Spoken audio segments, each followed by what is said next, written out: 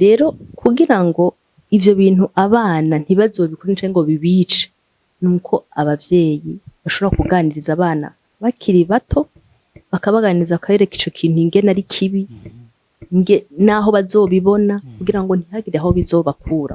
Hariho n'ikindi gice c'abakozi b'Imana bamara umwanya munini kwishengero muke mu muryango.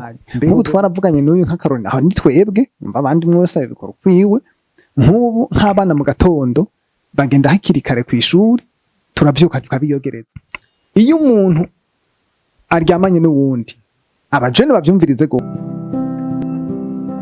Shalom shalom bakunzi ba SSH Burundi TV, turabaramukije mu izina rya Kristo Yesu. Turabashimiye abakomeje kubana natwe. Uru n'urubuga rw'ishirahamwe Seek and Save Humanity Burundi rikorera i Bujumbura mu Kinindo kujya Rumonge. Dukora ibikorwa bitandukanye. Ushobora kuturaba kuri website yacu ni seekandsavehumanity.org. aho ushobora kutubona. Tuguhaye ikaze mu izina rya Kristo Yesu. Dufise abatumire bacu buno munsi, murababona basa neza, bameze neza. Turabaramukije cyane. Mumeze neza? Shalom shalom. Mumeze neza? Yego tumeze neza ati. Hari abantu babonye ubwa mbere, mushobora kubidondora? Yego twe turi umuryango. Je ku mazina nitwara ARNAUD. Eko umukunzi nawe wanje nawe yakwidondora.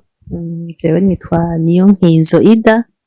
Eko hama turubatse ukwezi imyaka 10 twubatse. Muri urwo rugendo Imana iramaze kutwizigira, iratungikana abantu bashasha ku isi baciye mu muryango wacu. No musi ni 3, bahungu 2 n'umukobwa umwe. Ese abahezagira. Amen amen amen. N'umuryango mwiza, murabona basa neza. Turabahaye ikaze mu izina rya Yesu. Murakoze. SSH muyizi bigenze gute?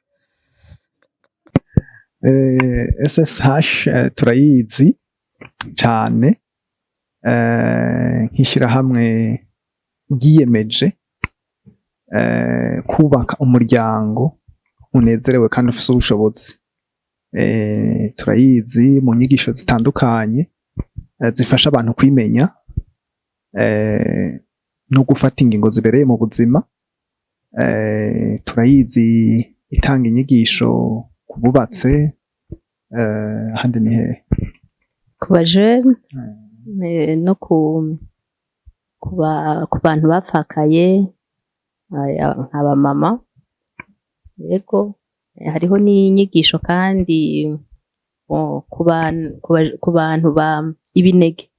Yego abantu bavutse ari umwe mu muryango nahone baratanga inyigisho kuri abo bantu. Biyemeje cyane kuba ku muryango mu buryo bwose. Baratanga n'inyigisho bana b'abakozi b'Imana. Hari imigwi myinshi itandukanye, abahungu kwabo, abakobwa kwabo, abamama kwabo, abapapa kwabo. Muri rusangi umva tuvuze umuryango, umuntu wese mu muryango arisangamo. Icyari cyose rero nishyirahamwe ryiyemeje gufasha umuntu wese ari muri uwo muryango kugira ngo nimba amaze kuwubaka yubaka umuryango mwiza unezerewe, atarawubaka naho yitegurire kuzubaka umuryango unezerewe kandi ufite ubushobozi. Murakoze. Babivuze neza cyane. Ku makuru menshi arengeye bavuze mushobora kuyasanga kuri website nk'uko twabibabwiye kuri site web Seek and Save Humanity Burundi. Turabaye ikaze kandi mu izina rya Yesu. Murakoze cyane. Dutangura reka nsabe mudushire mu maboko y'Imana. Kaze. Mana yo mwijuru, turagushimiye ko tugiriye ubuntu bwo kuba mu kiganiro nk'iki kuri runo rubuga rwa SSH Burundi. None turaguhaye ikaze kugira ngo mu kiyago cacu bane natwe, abari we utuyobora. Ntitugomba kuvuga ibyo twigeneye, ariko tugomba kuyaga kuvyo twumvise, kuvyo watuyagiye ku buzima bwacu nawe Mana. None rero kiyago tugiye kugira bane natwe kandi n'abazocumviriza kize kibagirira ikimazi. Tubisabye twizeye yuko mu izina rya Yesu Kristo umwami wacu. amen. Amen, amen, amen. Tugiye kuganira mu byo mwavuze ku muryango koko muri SSH n'ivyo bintu dukora biragwiriyemo iki gihe aho usanga hatari hake bigoye ko ugwaruka bubaka urugo batabanje gukora imibonano mpuzabitsina, aho mbere usanga n'abakizwa bibashikako. Ni kubera iki muvyibaza kwiki biva kuki? Kwiki gihe ivyo bintu bigwiriye ahantu henshi mwibaza ko biva kuki ivyo bintu? Murakoze. Ico ni ikibazo gihambaye cane kandi kiriko kiratuma imiryango iyo muri kazoza isambuka itarabaho. Ico kibazo natwe turamaze kukivuganako niwe mukunzi wanje, kubera hari igihe rimwe na rimwe tuba turiko turafasha ugwaruka gutegura kubaka ingo zabo. Hari abatubona mw'imyaka bumvise intahe yacu canke batubona turafise uwo mutwaro. Aho tugeze uno munsi abantu bashobora kuba batabizi, biri ku rugezo tudashobora no kugwibazako, ku buryo no mu bitwa bakizwa kimaze kuba ikintu gikomeye, aho ushobora gusanga muriko murayaga n'urwaruka rukuze gutegura kuja kubaka, kumva arakubwiye ati aho jewe ngendera abo mbayemwo ntibibaho ko ushobora gukundana n'umukobwa ngo ntimuryamane. Abakobwa bakakubwira bati ntibishoboka ko ushobora gukundana n'umuhungu ntimuryamane. Twe tugakubitwa n'inkuba kibaza none ivyo bintu, kandi bagaca bakubwira ko bigwiriye umenga vyabaye ibintu bisanzwe. Rero buze ati none ivyo bintu vyoba bishika kubera iki? Reka tucishure duciye aho n'umuntu agizwe n'ibice bitatu. Hariho igice c'impwemu, igice c'ubugingo n'igice c'umubiri. Reka adusomere umukunzi wanje mu cete Pawulo yandikiye Abitesalonike igice ca 5 umurongo wa 23, hadusomere mwumve ingene havuga, nce ndahishimikiza mu kuvuga ico nagira mvuga. Havuga ngo kandi Imana nyina amahoro ibe ari yibeza gose, kandi impwemu yanyu n'ubugingo n'umubiri vyose hamwe bizigamwe ngo bize bisangwe bitagira umugayo aho umwami wacu Yesu Kristo azozira. Ego, mwumva iryo jambo, Imana iraduhamagara ko ibi bice byose bigize umuntu mu bize bisangwe bitagira umugayo. Ni ukuvuga hariho igice c'impwemu, igice c'ubugingo, igice c'umubiri. Mu gifaransa ni esprit, âme et corps. Sinzi umunsi twamye turiko turabivugana n'uyu mukunzi wanje ati iyo umuntu umva umuhungu n'umukobwa bariko barakura, ni gute bo kwizigama bakazoshika muri mariage umuhungu canke umukobwa atazanye umuhungu mu buzima bwiwe canke atazanye umukobwa mu buzima bwiwe. Mvuze kuzana umuhungu canke umukobwa ni kuryamana, gusambana. Uno munsi tugerageje kuvyerekana mu ivyo bice bitatu, turashobora kuvuga ku gice kimwe twibaza ko uno munsi coba kiriko kirakwegera ibibazo vyinshi. Mugabo mu ivyo bice bitatu hose hari abashobora kuba bafise ikibazo mu gice c'impwemu, mu gice c'ubugingo, mu gice c'umubiri, bigatuma ubusambanyi bwinjira mu buzima bwabo. Uno munsi ubuzima usanga bwagoranye, yaba umukobwa kugira abeho akarinda kuryamana n'abahungu kugira aronke amafaranga. Ubu bisigaye bihari, naho hari abahungu kugira babeho baryamana n'abagore canke n'abakobwa kugira ngo baronke ingene babaho. Ni ukuvuga mvuze ku gice c'umubiri. Hama mu gice c'ubugingo naho niho nagomba ngo tuje twinjirira cane.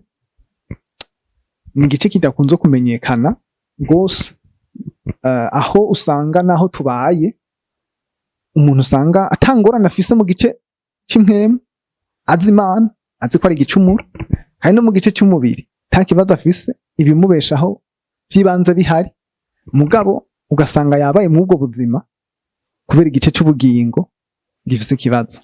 Hariho rero ico twita novuga mu gifaransa ni réservoir affectif, mu kirundi twocita itangira urukundo. Mukunzi wanje arashobora kutubwira nk'akarorero, hariho imvugo zitanu canke ivyo dufungurira. Iyo tangira urukundo ni nka kurya kwa reservoir y'imodoka ijamo igitoro, indi ija mu mazutu n'ibindi n'ibindi. Ni kuvuga rero umuntu nawe arafise igice c'ubugingo ibija mw'iyo reservoir affectif. Mbega vyo bari nk'ibiki? Ivyo bintu vyuzuza iyo tangira urukundo harimo amajambo y'agaciro, hariho umwanya w'agaciro, hariho utuganuke, hariho kugenda mufatanya nk'akarorero contact physique, hajya uterura umwana kumuheka ukamushyira ku rutugu, ugiye mwibara mugafatana, contact physique. Iyo yari ya kane. Hariho iyindi igira gatanu, nayo ni gufashanya udukorwa. Nizo zitanu ni ukuvuga zuzuza yatangiye urukundo. Iyo tangiye urukundo rero kuva ku mwana akiri mu nda gushika ku mutamakazi cyangwa umutama, umuntu uwo ari we wese, kuzorinda usezera isi, umuntu wese iyo tangiye urukundo aba ifise. Iyo tangiye urukundo ibikeneye ikiyijamwo. Uwo ari we wese, wumve kuva ku mwana akiri mu nda, uwo ari we wese iyo tangiye urukundo aba akeneye ko ivyo bintu bijamwo. Umwanya w'agaciro, les moments de qualité, les paroles valorisantes, amajambo y'agaciro, hama les services rendus, hama les cadeaux na contact physique. Nizo zitanu. Ni ukuvuga rero no munsi ugwaruka turavye mu miryango ahenshi hari ico kibazo, ntavyo bazi ubwa mbere, ubwo bumenyi nta buhari ko umuntu afise iyo tangiye urukundo ikeneye kuzuzwa. Ni ukuvuga rero kuva ku mwana akiri mu nda gushitsa ku muntu yitegura kuja kubaka, iyo tangiye urukundo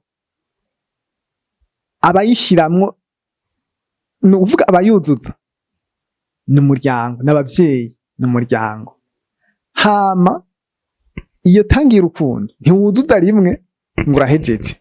Ni nk'uko dufungura, ntushobora kuvuga ngo ndariye umuceri uno munsi, ngo ndariye umuceri w'umwaka wose, cyangwa uno munsi nafunguye ndariye ivy'indwi yose. Wamukeneye kwama urafungura.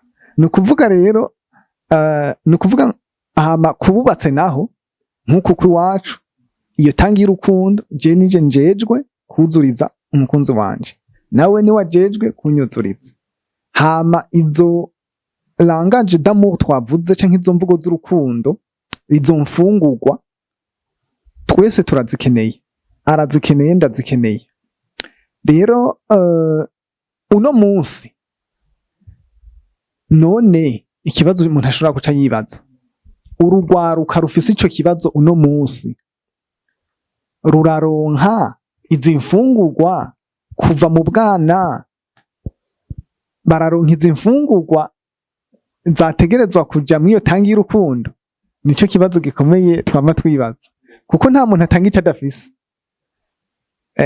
Uravye iki gihugu cacu twaciye mu bihe bidasanzwe, kuko reka dutange nk'akarorero nko kwizo zitanu. Ni ukuvuga nko amajambo y'agaciro nk'akarorero k'amajambo y'agaciro twotanga n'akahe? Vuga n'amajambo ahesha agaciro uwundi muntu, amajambo amushira hejuru, nk'akarorero uri uw'igiciro, uri umuntu mwiza, je t'apprécie, ibintu mwene ivyo umuntu akumva yuko akunzwe. Ego nko mwanya w'agaciro naho, nk'ubu turiko turavuga kugwaruka kuva mu bana, kuko n'ibintu twubaka mu bana kuva bakiri bato. Ni ukuvuga nk'ubu abana vyama bishika ari mama wabo ari jewe, tugafata umwanya nabo gusa tugatembera. Uko turiko turatembera naho hatoba ahantu kure muri quartier, tukazunguruka aho twozunguruka ibarabara rimwe aho tuba tukazunguruka ibarabara tukagaruka hahandi ni umwanya udakunda kuronka aba ari umwanya w'agaciro umuhaye hari igihe dutwara bose hari igihe dutwara umwe wese akaronka umwanya we w'agaciro ako n'akarorero gatoya iyo turiko turatambuka hamwe nabo umuntu ashobora kumuterura ni ya contact physique ashobora kugenda amufashe ukuboko niyo ni contact physique wumva aho tuba turiko tuvomerera yatangiye iwe rukundo ni kuvuga utuganuke natwo birumvikana uvuga ko utuganuke naho utuganuke umwana arashobora no kumuzanira imbombo ntibisaba ngo kuba ari ikintu c'amahera menshi oya uramuzanira urabona ko abana urashobora kugenda mama uranzanira imbombo uranzanira igisuguti ibintu mwe n'ivyo naho umuzanira ico gisuguti aba ari kado kuri we yego canke ushobora kuba afise na anniversaire ukamuha kado ibintu mwe n'ivyo mugabo akaganuke kakaboneka rimwe na rimwe yego ntibirinda n'ikintu kigusaba amafaranga ushobora no kuba utayafise je ndavyibuka nigeze kuba ntafise amafaranga nciye mwibarabara abona ko ari igihe ushobora kubona nk'utubuye twiburungushuye tutamenyerewe nkadutora nkadushira mu mufuko nkaca nshika ndabaha turabaryohera cyane babona ko nabiyumviriyeko utwo tuntu baraduha n'agaciro cyane ndashobora kwaha agashugwe ku nzira akantu kose niyumviriye ndashobora gufata urupapuro nkaruzinga nkarukoramo indege nkuko twahora tuzikora turi bato nkabaha n'akagunuke nabahaye ntibisaba ko kirinda kuba ikintu c'amafaranga nibaza ko tuziciye ko zose hama rero turiko turavuga ku kibazo urwaruka rw'ubu bafise ivyo bintu vyarabuze kuva bakiri bato kuko twavuze ko vyiyubaka umuntu abikeneye kuva akiri mu nda mbe twobaha akarorero k'ingene twabigenjeje tumaze kubimenya twarabimenya hakiri kare biradufasha hagati yacu n'imbere tutarabimenya hari ibyo twari tuzi twasanze twakora tutanaze ko turiko turabavomerera abana kuko biva hasi reka tubaha akarorero gato kuva hasi ingene umwana umwuzuriza iyo tangira urukundo kuko birafise aho biza guhurira nawe ariko arakura vyagenda gute wibungenze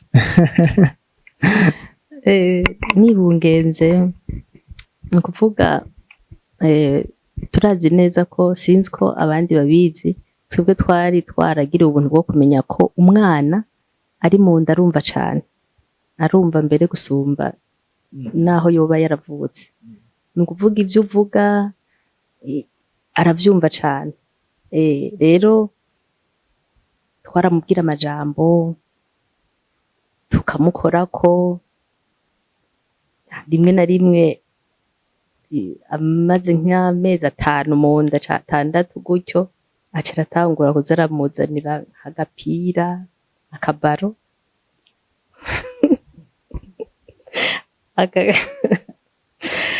akaza kagashira ku nda nyene kandi ukumva ko umwana aciye akanguka aciye nyene wumva ko avyumvise jewe naca ndavyumva kubera ko naca numva ko ari karabuja mu nda rero biratwereka neza ko umwana n'ukuri yumva ari mu nda rero ivyo umuntu amukorera vyose yaba amajambo umuntu amubwira yaba ivyo umuntu amuha arabimenya arabibona kandi bikamunezera kandi umuntu aba ariko yuzuza yatangira urukundo yiwe ego abiciye mu ncamake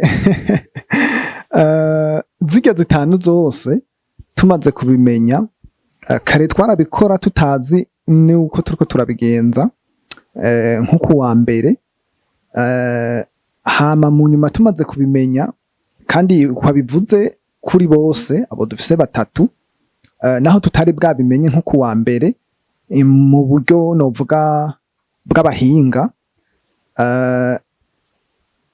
umwana twaramuganiriza tukamubwira amajambo ari mu nda je ndibuka yuko amaze kewega haruguru twabita amazina twarabahamagara amazina yabo bakiri mu nda narashobora kumuhamagara kandi agaca akina agaca yumva mama we agaca amwumva yikinye mu nda ni kuvuga umuntu akamubwira no kuvuga ibyo twamubarira yaravyumva hama ndibuka nk'eko karoro yatanze kagapira ni kuvuga narazana nk'akabano gatowe kajya kadenesi amushyira mu nda hindukine hari n'igihe yaca nyankira kubera atangura kumutera imigere mu nda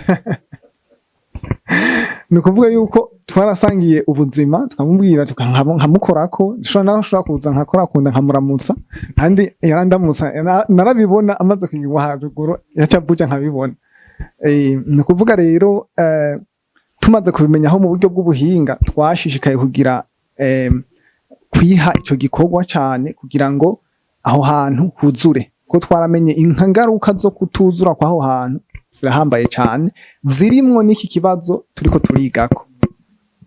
Rero iyo bakura uko bakura uno munsi twiyumviriye urwaruka rugeze mu bigero bamaze kugera aho bafata ingingo ashobora kuzana umuhungu cyangwa umukobwa mu buzima bwiwe. Twavuze ko turiko iki kibazo twaciye ku ruhande rw'ubugingo ame turiko tuvuga cyane cyane cy'ubugingo. Mbega kutagira izi mvugo z'urukundo iyi reservoir affectif iyo itaronka ayo majambo y'agaciro uwo mwanya w'agaciro twe tuganuke mbe birashobora gutuma umuhungu canke umukobwa yinjiza umuhungu canke umukobwa mu buzima bwiwe mbere yuko bakora ubukwe. Mvuze kumwinjiza ni gusambana kuryamana mva gukora sex imbere ya mariage. Tumaze igihe turiko turavyiga ko niko biri gose. Ni ukuvuga umuntu yakuze afise ico kibazo gitangiye urukundo yiwe ituzurizwa mbega ayo majambo y'agaciro atanguye kuyumva ntabashobora kuyamubarira wa mwanya ntabashobora kuwumuha ya contactive twatuganuke ntibashobora kutumuha. Mbe bigenda gute? Ego urumva iyo atarose ivyo bintu atarose ikimwuzuriza iyo tangiye urukundo yiwe avyumvise akuze ni ukuvuga umwana aragira agasohoka ntaba kiba mu muryango cane aca birondera ahandi kuko ariyumvamwo agahaze ariyumvamwo manquement arumva ko abuze ikintu ariko ntamenye ico arico. Ico kintu abuze akirondera mu bandi bantu akirondeye mu bandi bantu rero swat ari umukobwa akirondera mu muhungu ari umuhungu akirondera mu mukobwa. Ni ukuvuga kenshi murumva yuko ni umuhungu n'umukobwa bari kumwe kenshi baca bagwa mu vyaha gute kuko ntibamenye ico bakenye ntibazi naho bakironderera kuko bobo bateza kukironderera mu muryango kuri papa kuri mama. Yego hama rero bobo kubera babona ata relation bafitaniye n'abavyeyi ntibasanzwe baganira barondeye ubugenzi ahandi kuko ubugenzi bwo muhira bwaranse baca barondera rero ubugenzi ahandi. Umuhungu rero birumvikana ko aca burondera ku umukobwa nawe akaburondera ku muhungu bigenze uko basanga baguye mu vyaha hataragera. Ego ndamwunganiye iyumvire umuntu twavuze ko igice c'impwemu ufite ico gifungura iki igice c'impwemu kirafise reservoir gifungura iki gifungura imigenderanire ya hafi n'Imana ni ijambo ry'Imana n'amasengesho ubucuti n'Imana. Imana niho dukura imfungurwa ziza mu gice c'impwemu. Hama igice c'ubugingo twariko turavuga mwumvise ico zifungura none mu muryango uri umwana ubikura ku bavyeyi. Hama igice c'umubiri naco gifungura iki vya biharage n'umuceri mwe byose dushirayo. Iyumvire rero umuntu ageze akuze mu myaka 12 3 4 5 no munsi ariko aho hantu hiwe atigera ronka ikintu na kimwe kihaje no kuvuga yuko abashonje kandi rikibabaje tureka kubironka tuca turonka n'ibica bidukomeretsa cyane bica bikomeretsa gice cy'ubugingo kuko umwana aca kuramubwira wagipfuwe kwishure bakavuga ibindi uri kijuju kubera iki ubutamenya yaronka amanota mabi nta mwana urimo aya n'amanota wazanye ayo n'amajambo mabi anyuranye n'ayandi meza yategerezwa kubwirwa ugaca usanga apfuze nta majambo meza yumva. None niyashika kw'ishuri umuhungu akamubwira ati ngene uri mwiza vraiment amatama yawe ni meza cyane cyo ingenusi yo taye yawe ahejeje kuronka icabura aca hantu hagaragara muri ya reservoir yiyo ahejeje kuronka ikihaja ntiyigera yicarana n'umunsi wa rimwe n'abavyeyi biwe muhira ngo bayage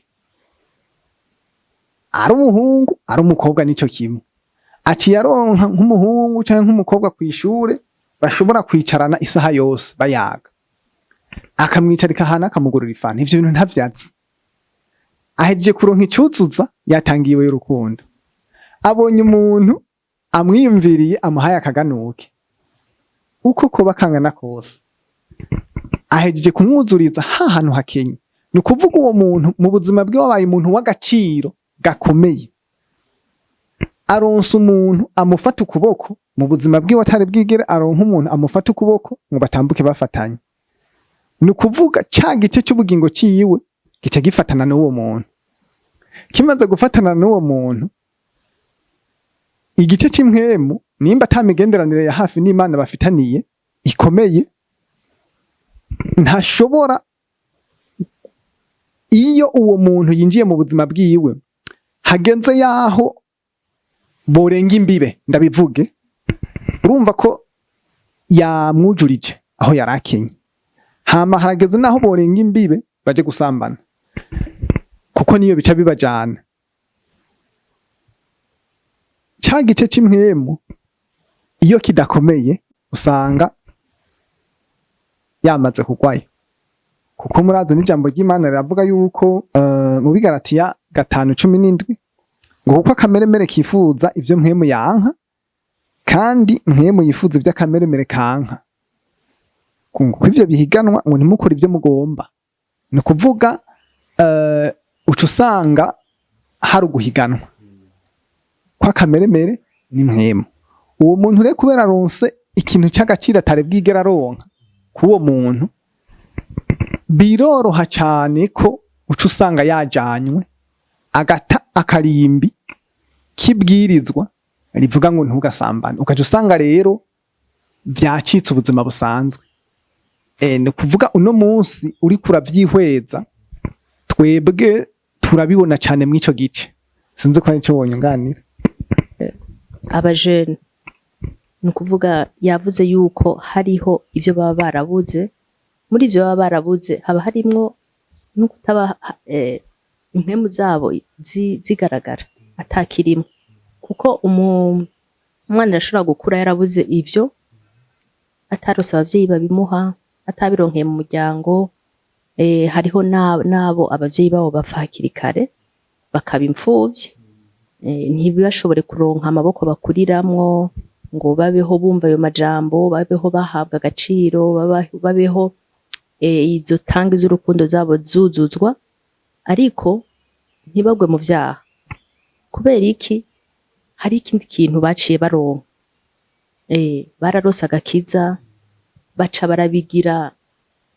barabikuza muri bo barakizwa neza ni ukuvuga impemu zabo ziba izuzuye acagira gutinya icaha hama akumva yuko hari ikindi kintu atinya kiri hejuru rero muri ico gihe urumva bari kariha n'agaciro no mu buryo bw'umubiri abari kariha agaciro rero mu gihe ivyo bitabonetse byo muri ame bitabonetse ariko hakaba ikindi gipima muri esprit agakizwa akamenya ko ari icaha hama akanabitinya ivyo biratuma adashobora kugwa mu vyaha ego cane ko iyo umuntu umujene kuko birashobora gushika ugasanga akuze atabavyeyi birashobora gushika ugasanga nabo bavyeyi barahari akarorero ntibakijijwe canke ivyo bintu ntavyo bazi mbega ikibazo umuntu ashobora kwibaza umujene ntashobora kubaho akazoshika mu rugo atigeze agwa mu busambanyi kandi n'abavyeyi ivyo bintu atavyo yaronse ni kuvuga iyo yubatse ubucuti n'Imana muri cya gice cy'impwemu ubwo bucuti n'Imana bukomeye Imana iraza ikamwuzuriza. Muribuka Dawidi ariko aravuga ngo Mana urahambaye, naremwe mu buryo butangaje, ndi umuntu w'agaciro. Ni ukuvuga yarabikuye ariko abivoma ku Mana. Ni ukuvuga umaze kumenya ko uri umuntu w'agaciro imbere y'Imana, yakuremye uri uw'agaciro, ntiwaje ku isi kuyerera, iragufise ku mugambi.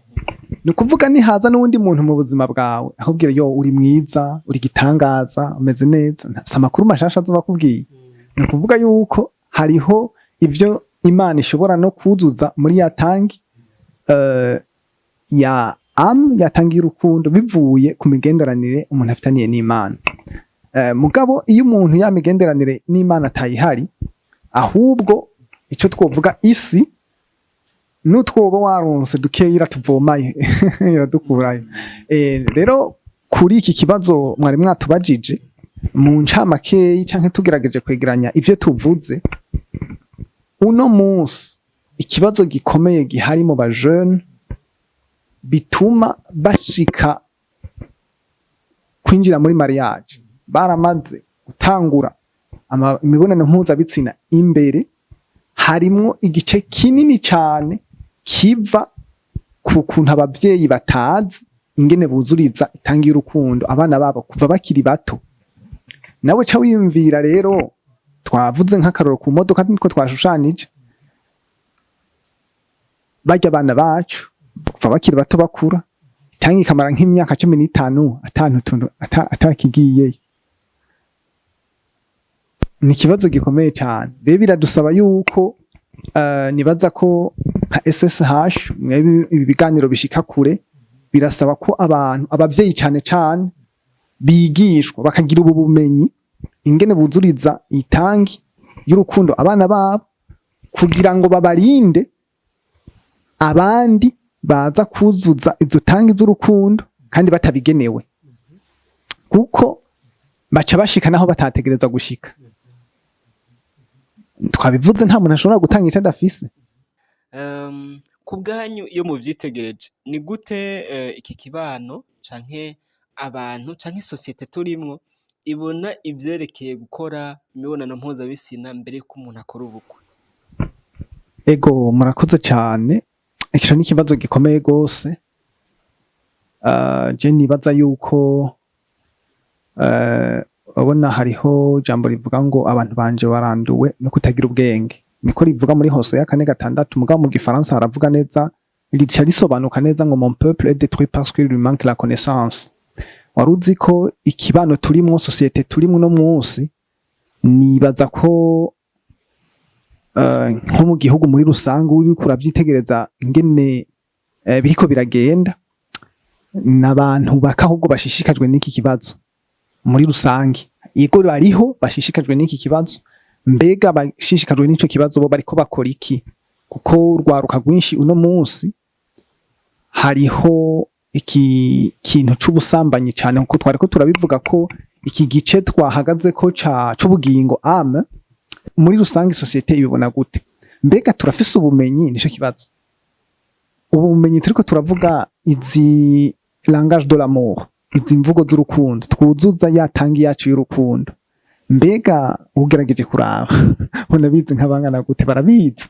Twogora iki kugira babimenye? Ikibazo kidasanzwe kubera ko abantu benshi ntavyo bazi, baba bakuze uko, kuko urumva umuntu atanga ico afise, umuntu ikintu atagifise ntaco ashobora gutanga. Abo bavyeyi nabo ntavyo barose, nta hantu babikuye, bumva ntibashobora kubiha abana babo atavyo bafise nabone. Rero nico gituma yaravuze ati ubumenyi burakenewe cyane cyane mu bavyeyi, bakamenya ibyo bakwiye guha abana babo, naho nabone atavyo baba bararose. Umuntu amaze kuba conscient ko ari ikintu yategeza gutanga, bo bikora.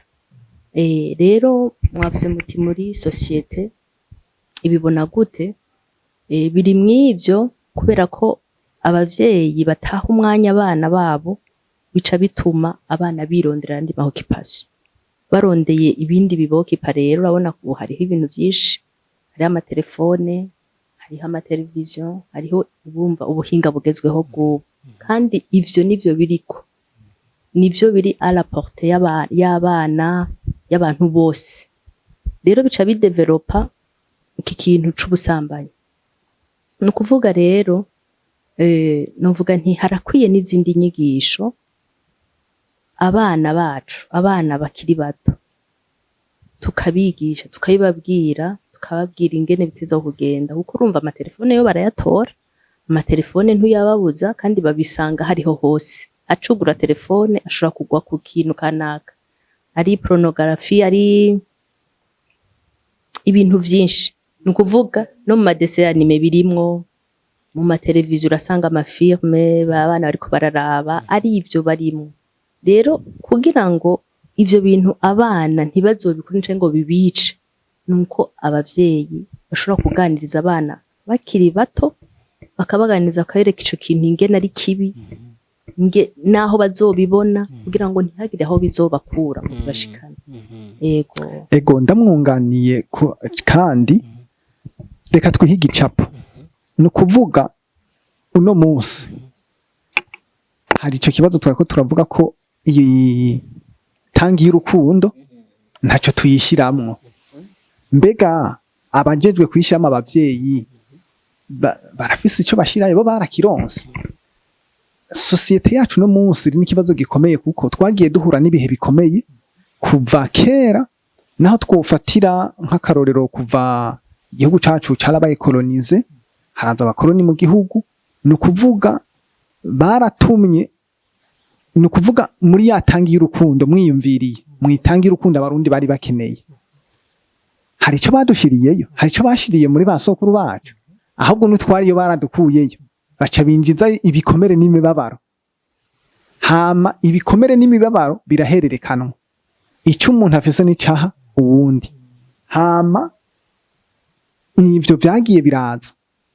Je ndibaza ko nko mu mashuri igihe cacu twarigiye twakubitwa nk'inka muhira canke kw'ishuri. Mbega vyavuye, nibaza ko ari ibikomere vyavuye kuri vya bimoko birahererekanwa, abavyeyi barabiduha, natwe duha abandi. None uno munsi ko habaye ibintu bikomeye vyinshi vyatumye imibabaro, abantu umva imibabaro ni myinshi, ku buryo yatangira urukundo kugira igira icigiyemwo, harakwiye kubanza kwimenya no kwitahura. Rero abavyeyi bose uno munsi je numva hari hakwiye inyigisho, mbere yaba vyashoboka umuryango ku muryango canke ku mutumba canke mu gacimbiri, abantu bakigishwa, bakimenya ubuzima bwabo, bakamenya mbega itangi y'urukundo ko ndayifise. Dushobora guhera ku bavyeyi gusa kugira dutabare urunganwe ruzoza. Umva ko nk'ubu twe twabimenye, abana bacu tugerageza kububakamo ko tuzi ko bikenewe. Abavyeyi bose rero no munsi mu gihugu bari bakwiye kubimenya, kugira ngo ico bashira mu bana babo ntibaze gusambura bwa bugingo, ahubwo bagire itangi y'urukundo bayishiremo, kuko ico bizana n'igiki inyungu niyihe. Nk'iki madame yaravutse, umwana ntiwoza kumubuza kuraba telefone, ibintu bibi mu telefone atabucuti mufitaniye, ntakumva, ntibikunda. Ntiwoza kumwigisha ngo ibi ni bibi, ibi ni vyiza, nawe yoba yaranakubonye ubikora. Hari umuvuga butumwa yitwa Bill Graham niwe wavuze ngo un exemple plus que 1000 conseils. Voilà. Akararo kamwe karuta impanuro igihumbi. Ego ndazi neza yuko uno munsi iki kintu c'ubusambanyi abantu ntibazi iki kintu, nta makuru abantu benshi bagifiseko, ariko ni ikintu giteye ubwoba. Nimba Imana yaravuze ngo ntugasambane, ntiyari ibujije abantu kwinezereza, nuko yarizi igishobora kononekara. Kuko la sexualité ni nk'imoteri, tuyigereranya ko dukunda kuyigereranya n'uyu, ni nk'imoteri. Iyo moteri fata ko imodoka iri mu ruganda iriko iratunganywa, hama iriko iratunganywa neza kugira ngo bazoje kuyikoresha urugendo canke akazi imodoka igenewe gukora. Mu bugaca ufata ni ikigereranyo, iyo moteri ntiraheza gutunganywa neza, ugaca uyijana ku kazi, ugaca imodoka igaca itangura kugenda bataraheza kuyikora neza. Ni kuvuga duwe dufata ko iyo umuntu ataragera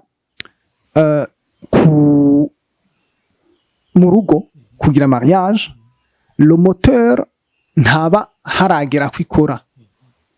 Iyumvire rero moteur y'iyo modoka yo gukora urugendo bita urugo itanguye gukora hakiri kare. Ni kuvuga irabaye endommage, irononekaye, irasambutse, iragize iramenetse. None kwihejeje kumeneka, dufate nk'umujene atanguye kurangura amabanga yabubatse ku myaka 15 n'akarorero, azogira uja mu rugo ku myaka 25, 26, 30, kandi yamumva yamaze gushira le moteur en marche, ya modoka itanguye gukora. None ko irasambutse kuko nyene kuyikora ntiyarebwa heze no kuyitunganya neza, murumva ko ari amasanganya akomeye. Mbega niyashika mu rugo imoteri ntikomeye, ajanye ikintu casanzaye camenaguritse, mbega urwo rugo ruzobaho, ruzokomera? Ni ikibazo gikomeye cyane, kuko ndibaza ko uno munsi twatanguye tubivuga vyacitse ubuzima busanzwe. Hariho n'abajene bakubwira bati ntibishoboka, ntibibaho. Aba bantu bose bagira mariage baba bamaze kurangura amabanga yabubatse. Aho nakubwira ati uno munsi mukundanye imbere yuko muja ati fo kubanza kuraba ngo kwakomeye, ngo kwavyara. Ni kuvuga bafashe ya moteur umuremyi yarema ntaraheze no kuyitunganya, kuko urya munsi babahezagiye mukabiterera igikumu, urya muhezagira na kijya gikumu novuga nti niyo visi ya nyuma umuremyi aba yugaye kugira ngo arekure imodoka ije ku gikoko. Rero uno munsi umva ikibazo dufise gikomeye, bantu batangura imoteur y'urugo, ni kuvuga ya modoka ituma rwa rugendo rw'urugo ruzoshoboka itanguye gukora itaranaheza no kugagwa. Cyumva ikibazo dufise gikomeye. Hariho n'ikindi gice namusaba kivuge ko gatoyi, iyo umuvyeyi yabaye mu bwo buzima, kuko ijambo ry'Imana ravuga ngo iyo umugabo n'umugore bahuye baba babaye umwe. La sexualité niyo nzira yonyene umuntu muri vya bice bigize umuntu, esprit, âme, corps, mu bugingo n'umubiri, niyo nzira yonyene ihari umuntu yitransfera mu wundi. Ndavuze ngenda kivuga mu Kirundi, ni kuvuga jewe esprit, jewe âme, jewe corps, ndi mudamu wanje nawe nuko nyene. Iyumvire rero umujene aranguye amabanga yabubatse atari mu hataragera kuja muri mariage, ni kuvuga impwemu yiwe n'ubugingo bwiwe n'umubiri wiwe bigiye kwa wa muntu, kuko mu gice cy'impwemu nk'umuntu afise abadayimoni burya aryamanye n'uwundi baramwinjira. Cya gice cy'ubugingo afise ibikomere, ama blessure yagize arasangira n'uwo muntu mu mubiri, no kuvuga ashaka kumutera inda, agwaye ibigwara arabimuha.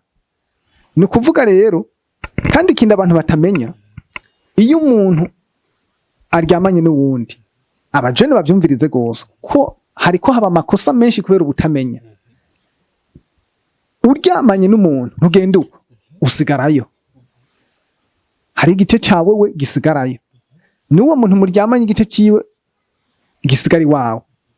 Urumva uwo muravanye ya moteri wamaze kuyishira en action, iriko irakora kandi iriko ikora itaraheza gukorwa, ifise amafuite.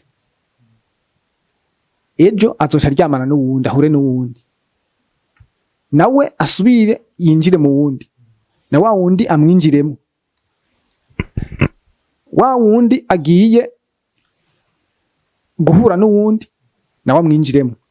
Nukuvuga iyumvire ari nk'umujene amaze kuryamana n'abantu 10, nukuvuga amaze kwidepoza ahantu 10, kandi aho hantu hose yagiye hari nawe hariho ivyo yahakuye. Iyumvire urwo ruvangatirane rw'umuntu aba ari giki, nurudubi. Kandi binukuri kuko hari ikiganiro twigeze gukurikirana n'uyu mukunzi wanje, aba baganza iyi si usanga abatunzi bakomakomeye, nukuvuga ngo bakeneye kwiba umuntu impano ziwe, ubwenge bwiwe, ubushobozi bwiwe, ngo barondera uburyo bwose bushoboka ingene baryamana n'umugore wiwe. Ubukeneye kumwiba ngo akarondera ingene aja kuryamana n'umugore wiwe, kubera iki? Abateretse mu mugore wiwe, ahejeje kumutwara nawe akaba ahejeje kuhashira ibindi. Ubwo bushobozi ni ibintu budashobora kwibaza, ariko ni ubushobozi buhambaye. Rero nico gituma abajene kino gihe bakwiye kwirinda cyane. Hama kwirinda gute? Bihere ku bavyeyi, ya migenderanire baza kugiranira n'abahungu n'abakobwa hakiri kare biva ku kuntu hari ico tubuza abavyeyi, hari ico tutariko turashirayo. Mbega ntibishika hoho hari ikindi gice abavyeyi, iyo umuvyeyi yabibayemo akubaka avyara abana, mbega we uko kuntu iyo mpwemu ziwe n'uko ntabari ko umuvyeyi abasangiye amaraso n'umwana, mbega abana bo ntibashikiye? Ego cane birabashikira. Ni kuvuga iyo bitazananye mwizi nzira hejeje kuvuga, birashobora no kuzanana muri mukahise, muri uri mu bavyeyi, muri basokuru bigeze kuba abasambanyi. Murabona ko dufise, novuga nko dufise kahise gacafuye, ko murabona kera hariho n'abagira abagore babiri. Murumva ko ni ibintu vyahereye kera na kera. Murazi ko no mu gihe c'abami umwami yagira umugore hariho hose, yagira mu ntara yose, hagiye yamusangayo barondeye umuntu mwiza bashobora gushima. Rero ivyo rero ntivyahereye ngaho, vyagumye biduga ku buryo ivyo bintu n'ubu ari vyo novuga nivyo tukiri ko turabamwo. Ngira Imana niyo izotuma bihagarara muri uko ku abantu babaye conscient bakamenya ivyatwikurikije. Ni ukuvuga rero ko abana, abajene barashobora gufatwa n'iyo ngeso y'ubusambanyi kubera ko vyavuye mu bavyeyi babo, canke naho bitari mu bavyeyi babo, basekuru babo barabibayemo, basekuruza babo. Ni ukuvuga impwemu ziri transfera gushika nko mu kinyana gatandatu, mu gisekuru kigira gatandatu. Ivyo bintu ugasanga biramubayeko, ibintu bitabaye mu bavyeyi biwe, bitabaye no mu bandi bantu mu bari hafi, mugabo kubera ko murumva ko gatandatu ni keshi, umuntu agira gatandatu inyuma usanga ntubu namuzi, ubwo ico kintu kikagushikira. Bivuga ngo rero abavyeyi bakwiye gusenga Imana bwa mbere bwobwo, kuko hari impwemu batazi, bakwiye guca kugira ngo zize mu bana babo, zize no mu babuzukuru babo, bakabihagarika n'amasengesho. Ego rero ivyo bintu bishobora kuba mu bajene, bishobora kuja gutangura gukoresha ya moteri hataragera, mu gihe vyavuye kuri ico naco. Ego mu bisekuru. Ego cane. Iyumvire umwana avutse, ntabara amaraso ya se na nyina. Mwayo maraso harimwo impwemu, ubugingo n'umubiri. None harimwo iki? Iyumvire umuvyeyi yabaye mu bwo buzima ubusambanyi, biba biri mu maraso. mva n'ubuzima ni ukuvuga ahaye umukenyezi nawe ntuzi iyo yavuye ivyo yakuyeyo barahanye none ico kintu bakoze uwo mwana aje yego umwana ni ukuvuga bari umuntu mushasha aje mw'isi umugabo aciye mu muntu mu muryango mu mugabo n'umugore ni ukuvuga naho yoza aje ameze nk'inzahabu iyo nzahabu iciye yambara wa mugabo na wa mugore ivyo bintu yambaye bimeze gute hama ingene umuntu ari niko akora urumva ingene vyagiye birahererekana gushika uno munsi icahereje ko rero twovuga ko ico kibazo hari ahandi hari iyindi nyishu gusubira ku muremyi kuko urumva iyumvire kankarya karoro twari dutanze k'imoteri itanguye gukora itaraheza no kuba no gukorwa kuba fixe igaca ija ku gikorwa iyo modoka irunguruje abantu irwaye mbega abo bantu yunguruje nta kibazo bazogira ni ikibazo kidasanzwe ushobora umuntu agaca yibaza vyinshi mbere ko duhava twegereza kurangiza mutuganiriza uratubwira ku basore Ida aratubarira ku bakobwa ni kihe ciza nibihe vyiza ku mukobwa yihanganye akarindira kuzubaka urugo ataguye mw'ayo makosa hanyuma nawe uratubarira nibihe vyiza ku musore yihanganye akirinda kugeza ubwo yubaka urugo ataguye mw'ayo makosa ku musore abasore bamana imigambi myinshi barafise umutwaro munini wo kubona iki gihugu ari ciza nk'abakizwa twama tuganira barifuza kubona ishengero rimeze neza intererano ikomeye ni ukuvuga nibaba mu buzima bw'ubusambanyi imbere ni ukuvuga bakaja mu mibonano mpuzabitsina imbere y'uko bashika mu rugo bumve ko bazoba bishe igihugu bazoba bishe n'ishengero nanyunganire cyavuga no ku bakobwa murakoze cyane bivuze neza cyane rwose kuko bigira ingaruka mbi nyinshi muri sosiyete mu gihugu no mu ishengero ndetse no mu muryango kuko usanga abantu babanye batumvikana ko hariho ibindi bintu byamaze kuba numvise ko ya moteri yatanguye gukora hataragera rero novuga nti bazoba baterereye ikintu gikomeye kuko bazoba batumye bonyene babaho neza banezerewe hama urugo rwabo ruryohe ikindi bazoba bubatse urugo rwabo bwabo bazoba bubatse kazoza kabo bazovyara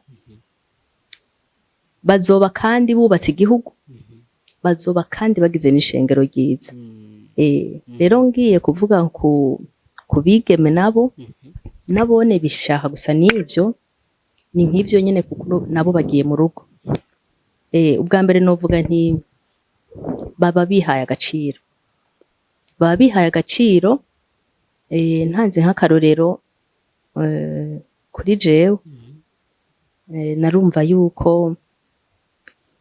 ubwa mbere ho nukubaha Imana ni rya jambo twasoma mu Bitesalonike ba mbere igice ca 5 ku murongo wa 23 havuga ngo kandi Imana nye n'amahoro iba ari yibeza gose kandi mpemu yanyu n'ubugingo n'umubiri byose hamwe bizigamwe bize bisangwe bitagira umugayo aho umwami Yesu Kristo azozira ni ukuvuga tuze dusangwa ata mugayo ntitube ku mugayo tuba abantu bahimbaye Imana azoba yubashe Imana ubwa mbere hama azoba yubashe n'umufasha wiwe mutigute azoba yihaye agaciro azoba yirinze kuba mbega basha kuba kwikiripabiliza wenyene kuko urumva azoguma acaguma yiyagiriza hama rero nawe kandi azoba yubatse igihugu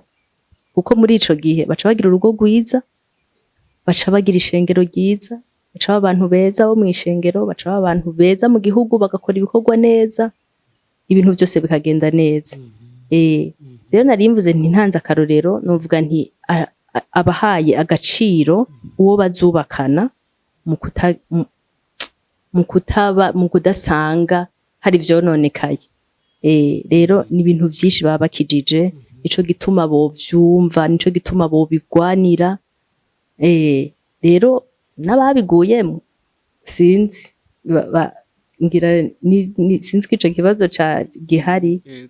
Hariho ubundi buryo Imana ishobora kubarepara, irashobora kubasubiramo mu gihe basubiye ku muremyi wabo, mu gihe basubiriye ati Mana yanje ko vyagenze uku none jewe nobangikira. Hariho nk'uwo kumva ibi twavuze avuga ati jewe karamaze ku karabaye ntibikivayo nta kundi. Mugabo nukuri hariho icizere gikomeye, nk'uko twavuze nti hariho ingene umuntu Imana yaba yaramukoze asubirayo kavuga ati Mana nsubiramo. Umuntu yisubiyemwo akihana, Imana irongera dabora arongera akibabarira, hama agatangura ubuzima bushasha, akavuga ati ubu rero ngome ntangure akazi ko kubaha Imana, akazi ko gutangura guha agaciro urugo nzokubaka, ko guha agaciro umuryango wanje, ko guha agaciro igihugu, ko guha agaciro n'ishengero. Kuko ubwo rugo azogira ruzoba rumeze neza mu gihe ivyo bintu yongeye gushiraho barriere. Ukiri ngaho abenshi birashoboka ko ari umuhungu cyangwa umukobwa ariko aradukurikirana, cyane cyane umukobwa ashobora kuvuga ati ngira inama sheri wanje aguma asaba ko dukora sex mbere yuko dukora ubukwe, kandi ndamukunda numva ntomutakaza, ndabigenze gute, ndabikore gute? Mbega ntashobora kwibaza ko by'uko bavuga ati n'ubundi tugiye gukora mariage nta gipfa ntaco bitwaye, nizihe ngaruka zizoterwa nuko ashobora kumwemerera? N'ububeshi bwa Satani. Yari yavuze ati benshi baba bashaka ngo kuverifya kwa vyara canke ko mugenzi wakomeye. Urumva ko ari ibintu biteye ubwoba cane, ibintu biteye ubwoba, ububeshi bwa Satani. Rero novuga nti aho haba harimwo ikindi kintu, umva ko bagombe bakora ikintu hataragera ku gikorwa. Ico kintu rero ni ikintu kizobatera ingorane cane, uretse ko n'ubwo rugo rudashobora kubaho, ahubwo naho gobaho ruzobaho nabi, kuko baramaze kwishiriraho inzitizi bonyene y'ibintu bazoguma biyumvira bakoze bitari bikwiye gukorwa. Kuko urumva muri mariage ni découverte, ni ibintu bishasha, ariko bobo nta kintu gishasha bazoba babonye, nta kintu gishasha bazoba binjiye ngo bizoba ari ibindi bintu vyari bihari. Ni ukuvuga ko kugira mariage no kutayigira baba bumva ari ibintu bisanzwe. Urumva batesheje agaciro urugendo rwabo, baba batubasha Imana. Urumva baba bahumanije impwemu zabo, baba bahumanije umubiri wabo, baba bonyene bishizemo igikomere, bazoguma babandanya mu gihe batazohura n'inyigisho ngo bibabarire mugana nahone mu gihe bahuye n'Imana. Ego ngira yo nyunganira. Ego no mwunganira mu buryo nari nagerageje kuvuga. Imisore n'inkumi n'ugwaruka rukiri ruto, nukuvuga kurya nabisiguye, kuja mu mibonano mpuzabitsina ubu uriko wica iki? Ubu uriko wica igihugu, ubu uriko wica ishengero. Nibaza ko twari twabivuze neza, nabisiguye ntanze akarorero k'imoteur. Moteur ku modoka nabicikora ku modoka. Imagine kugendesha moteur tugaye ifise amavisi atugaye. Igo yarahejeje gukubura ingaha mugabo ntiyugaye, ntiraheza gukorwa neza ngo bugare byose bugare. Ntako cyo kibazo wari umubajije ati no ku basore ati imbere ko turi fiance none ikibazo kiri he, ntizoja mu rugo? Navuze ko umuremyi ivisi ya nyuma ayugara urya munsi pastori canke patiri canke nde bahezagiye, abavyeyi bahezagiye n'igihugu cyahezagiye. Ni ukuvuga ivyo bitabaye kuba kwavyo nko gupfunga ivisi ya nyuma ya moteur. Mugabo rero bo bagaca binjira muri kwa rugendo batangura kugendesha moteur itaraheza kugagwa, itanguye no kugenda, ibitanguye no gutama visi n'ibintu bimwe bimwe. Hama rero ubwo rugendo mugira mukore, abantu umva bubaka ufite urugo bararugize urw'iwabo, ariko harya abantu tuja mu rugo turi nk'abakozi. Jewe n'uyu turi abakozi bo mu rugo tugize, bo mu muryango tugize. Twabitahuye kare biradufasha, Imana yaradufashije mu rugendo twakoze n'uyu. Ntitwigeze twinjira mu mibonano mpuzabitsina imbere ya mariage. Birashoboka, hariho n'ugwaruka gwishirwamo gwatubajije ngo uno munsi baba bariho abantu ngo bazima birinze bizigamye bariho, kuko hariho n'igihe ca Eliya, abazi Bibiliya, inkuru yo muri Bibiliya, Eliya agomba ariko arahunga abwira Imana ngo imwice, ngo niwe asigaye wenyene, Yezebeli ariko aramurondera.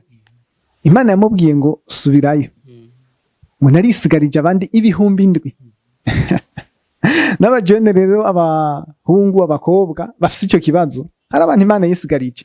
Wowe ni wirinde wizigame, kandi Imana ntirenganya, warizigamye izoguha wizigamye. Kuko mu rugo ni institution y'Imana. Imana warayigize umugenzi ikakuzigama ukayemerera, none wumva ko ari ikugomba nk'umukozi muri ya institution yayo, yoza kuguhuza n'umuntu atizigamye. Rero nariko ndunganira ku ico kibazo, nibamenya abasore n'inkumi tugiye gukora iki, mbega urugo ni giki. Mutuganire mutubarire, mbega uwahuye n'iryo sanganya, yahuye n'ivyo bibazo, arabigenza gute, aho hantu azohava gute, nizihe nama mugira ku buryo azoshobora kubaka urugo rwiza atakibazo. Umuntu yahuye n'iryo sanganya ntiyokwiheba, ntiyovuga ngo vyaraheze. Murazi ko kwihana birabaho, umuntu iyo yacumuye arihana kandi agaharikwa. Rero novuga nti iyo vyagenze uko, aca asubira ku Mana, aca asubira ku muremyi wiwe, akasaba imbabazi, hama agashiraho n'ingingo zitabanduka, ivyo bintu ntabisubiremo. Mu gihe abikoze uko, nukuri Imana irababarira, kandi Imana iramuha urundi rugendo rwiza, akagira urugo rwiza. Ivyizigiro biba bihari vyo kugira urugo rwiza, vyo kongera kuba umushinge mwiza mu kubaka igihugu, mu kubaka ishengero, no mu kubaka urugo rwiwe. Ego, mu gihe yasubiye kuwa muremye akamurepara.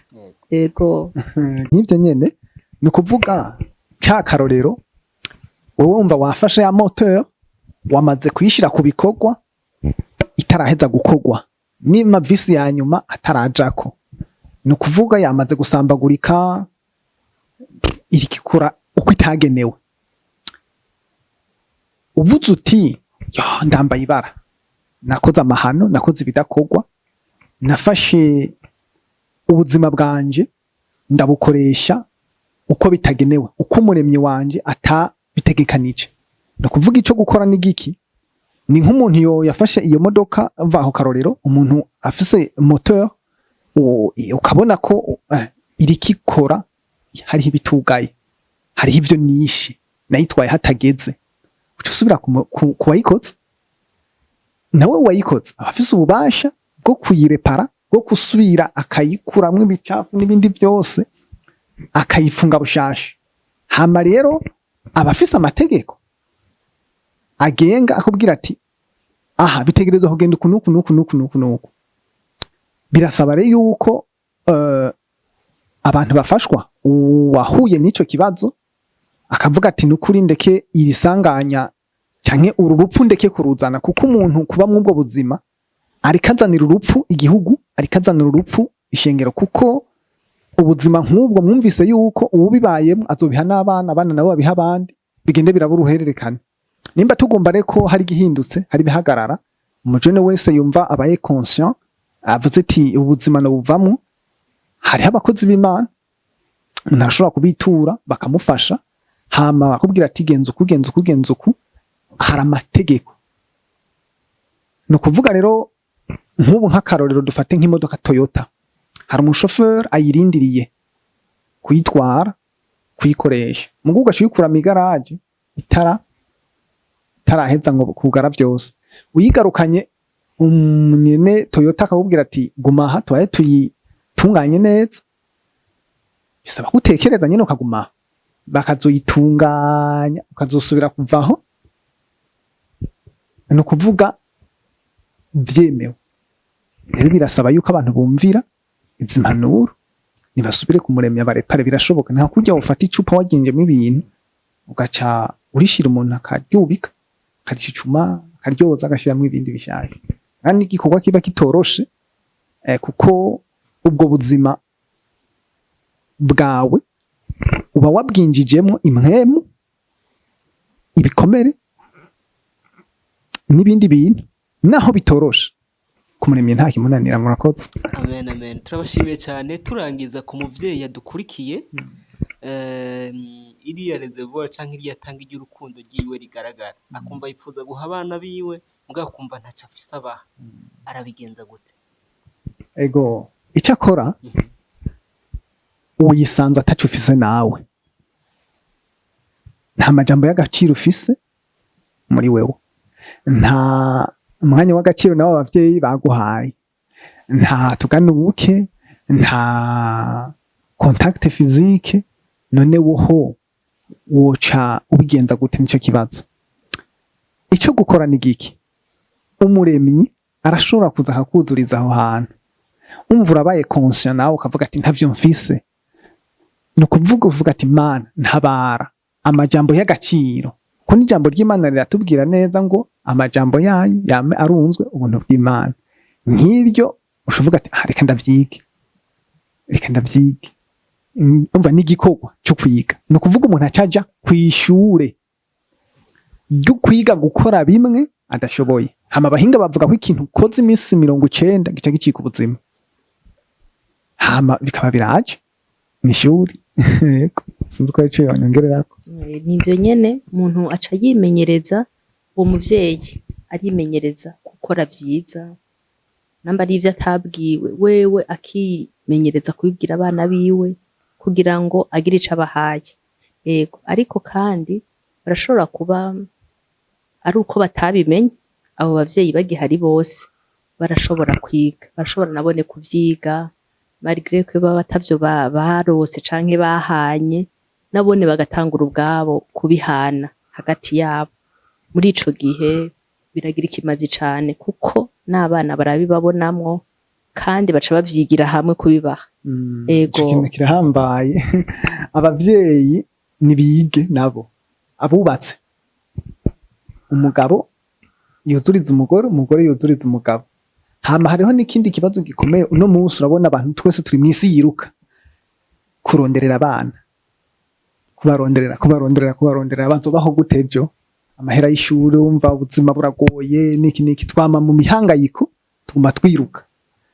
Hariho n'ikindi gice c'abakozi b'Imana, bamara umwanya munini kwishengero, muke mu muryango, mbebo bo buzuriza ryari abana babo. Ikibazo gikomeye, kuko twumvise ko umuryango, abantu bose bagize ishengero bava mu muryango. None nimba abakozi b'Imana bamara umwanya munini ku rusengero, mu muryango ntibahuzurize, ntumva yuko mu muryango haca hava abantu baza mu ishengero bafise amareservoir, amatanga agaragara. None baza n'amatanga agaragara, mbega ku rusengero barabuzuriza? Ni ikibazo gikomeye. Hama wa mukozi w'Imana nawe niyataha ataco yashizeyo, mbewe bazogira itaronse? Ni ikibazo gikomeye. Nico gituma mu muryango tukwiye kuhitwararika. Tubaha akarorero gatoyi kuri twebwe, mw'ivyo vy'imihangayiko ya buri munsi, akazi niki, dutaha turushe, abana baryamye niki, natwe vyaratubereye ikibazo gikomeye. Twarabimenye tubizi, none twobishishikara tubikora gute? Umuntu ararondera kanya gatoyi amajambo y'agaciro mu gatondo abana tukagenda tubahezagiye bagiye ku ishuri. Ni ukuvuga nk'ubu tuyumvira ati ya contact physique mwana tuzobana ryari, nk'ubu twaravuganye n'uyu nk'akaroni aho nitwebwe abandi mwese abikora kwiwe. Nk'ubu nk'abana mu gatondo bagenda hakiri kare ku ishuri turavyuka tukabiyogereza. Ni ukuvuga wa mwanya w'agaciro nabo urabonetse, ya contact physique irabaye boza tukabasiga. Naho byo tugora rimwe kabiri ntitubirekera umukozi, niwo mwanya twatoye kugira ngo tubonane nabo. Abana wa mwanya w'agaciro tukarondira ingene dusangira ku meza, baracyari bato tugasangirira hamwe. Hama wa mwanya w'agaciro kandi ya majambo meza tubabwira, tubatera intege, tukabafasha gukora amadevoir. Iyo batahanye amadevoir tukabafasha, tukamutera intege naho byo byamunaniye kuhaje, urashoboye, uruw'igiciro, kakanya hakaba karabonetse. Ni ukuvuga ya myanya mito twita mito tukayibyaza umusaruro. Murakoze. Ndakeka wadukurikiranye babashije gufashwa, turabashimiye cyane. Murakoze. Nibaza ko ukurikira tuzobona akajya kandi ushobora kuvyagura no gushobora kuganira ku bindi bitandukanye bishobora gufasha abantu, kandi turabashimiye ukuntu mwaduhaye akanya tukabasha kuganira mugashobora kutubwira bino bintu. Ni intererano idasanzwe ku gihugu, ku ishengero no kuri kazoza keza k'isi muri rusange. Turangiza twagira tubasabe mudusengere, musengere zo kuri kiganiro. Uno nongera turasaba mama Aida abari badusengera, turangiza turabahaye ikaze. Mwami wacu Yesu, turagushimiye, turagukengurukiye ngira wabanye natwe umwanya wose tumaze hano. Turagushimiye mwami kuri iki kiganiro, turagushimiye kubyo tuvugiye hano. None mwami Mana, turasabye ngo ubiherekeze Mana, bize bigira ico bimarira abazovyumva, bize bigira ico bikijije, bize bigira ico bihinduye mwami muri societe, mu bajene Mana, kugira ngo bize bigirira ikimazi Mana ishengero, bize bigirira ikimazi igihugu cacu, bize bigirira ikimazi Mana ingo ziri imbere ngo zize zubakike neza Mana. Uzobukoze, urakoze Mana, turagushimiye ko abanye natwe umwanya wose, ushishikare kubana natwe mwami, mu izina ryawe Kristo Yesu. Amen. Amen.